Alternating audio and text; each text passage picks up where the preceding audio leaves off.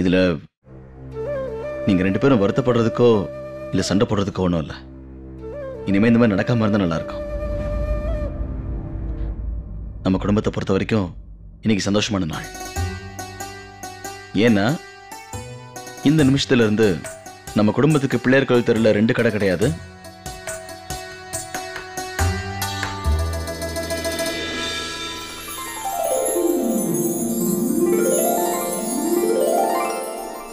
மொத்தம் 3 கடை சொந்தம்.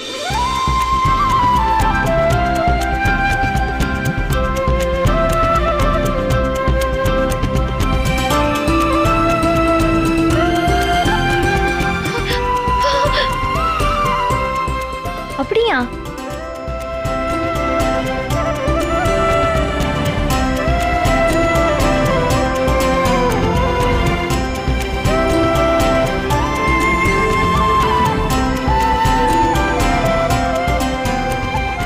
அகர்வால் அண்ணனோட கடையை யாரும் வாங்கல, அத்தைதான் வாங்கியிருக்காங்க.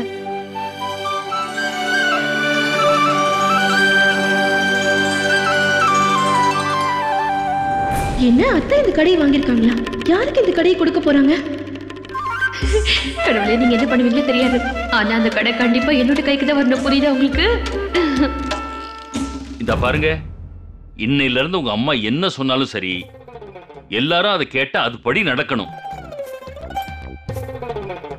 பாருங்க அத்தை, எல்லாரும் சொல்றது உண்மைதான் அத்தை. அம்மாங்கிறது கடவுளோட ரூபம் தான் அத்தை. பசங்களோட பிரச்சனை என்னன்னு சொல்லாமலே நீங்க தெரிஞ்சுக்கிட்டீங்கல்ல அத்தை. இப்ப கூட இவர் சொன்னாரு, புடவைக்கு ஏதோ பெரிய ஆர்டர் வந்திருக்கான், எங்க வைக்கிறதுன்னு புலம்பிக்கிட்டே இருந்தார் அத்தை. என்னங்க பாத்தீங்களா? நம்ம ஒரு வார்த்தை கூட சொல்லாம இல்ல கடவுள் மாதிரியே இருக்க அத்தை வந்து நம்ம பிரச்சனைக்கான தீர்வை உடனே கண்ணு முன்னாடியே கொண்டு வந்துட்டாங்க.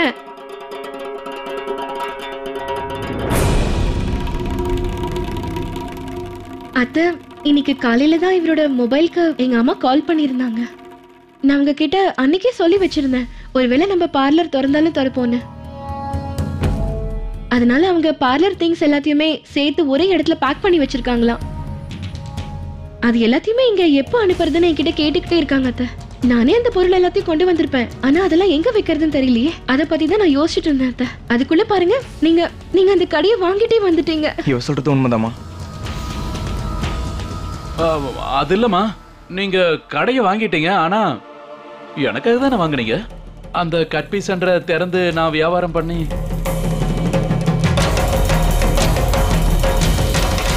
ஐயா, என்னங்க நீங்க ஏன் இப்படி எல்லாத்தையும் சந்தேகமாவே கேக்குறீங்க? இது உங்களுக்காக தான் வாங்கியிருக்காங்க. ஏன்னா இந்த நிலைமையில பாவம் பிரீத்தி எப்படி பியூட்டி பார்லர்லாம் அங்கெல்லாம் போய் நிக்க முடியுமா அவளால? தினமும் கடைக்கு போனா மணிக்கணக்கா நிக்க வேண்டியதா இருக்கும். அது மட்டும் இல்லாம அந்த கஸ்டமர் இந்த கஸ்டமர்னு எல்லாரும் வருவாங்க, வந்து இதை சரியா பண்ணல அதை சரியா பண்ணலன்னு குறையா சொல்லுவாங்க. அதெல்லாம் வேண்டாம் பிரீத்தி. இந்த மாதிரி நிலைமையில பிரீத்தியால எப்படி வேலை பார்க்க முடியல? மீனாட்சி, பிரீத்தியை பத்தி நீங்க கவலைப்பட வேண்டிய அவசியமே இல்லை. இவளுக்கு சீக்கிரமா டெலிவரி ஆக போகுது. 1-1.5 மாசத்துல பிரீத்தி வேலை செய்ய ஆரம்பிச்சிருவா. அது மட்டும் இல்லாம நம்ம ஒரு வியாபாரம் பண்ணணும்னா அந்த வியாபாரத்துக்கான அட்வர்டைஸ்மெண்ட் பண்றதுக்கே 1-1.5 மாசம் கண்டிப்பா ஆயிடும். இல்ல இதையும் உங்க துணிக்கடை மாதிரி நினைச்சுங்களா? என்னமா நான் சொல்றது கரெக்ட் தானே? சரி அண்ணா, நீங்களே உங்க கையால பிரீத்தி கிட்ட கடை சாவியை கொஞ்சம் கொடுங்களேன்.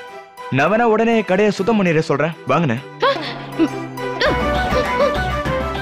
என்ன மோகன், கடையை திறக்கணும்னு அப்படின்னு அவசியம் உனக்கு?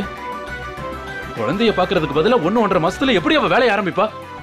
இல்லனா அது கடையை ரெடி பண்ணணும், அப்புறம் அட்வர்டைஸ்மெண்ட் பண்ணணும், இதுக்கே நேரம் ஆயிடும்ல. அண்ணே கொடுங்க, முதல்ல நீங்க சாவியை கொடுங்க. டேய் கொஞ்சம் சும்மா இருக்கியா? சின்ன பையனா இரு. பிசினஸ் பாத்துக்க எனக்கு தெரியும், நான் என்ன பண்ணணும்னு எனக்கு தெரியும். நீ பேசாம இரு. அட அப்படி இல்லைன்னா நீங்க போய் முதல்ல உங்க புடவை கடையை பாத்துக்கோங்க, போங்கண்ணே.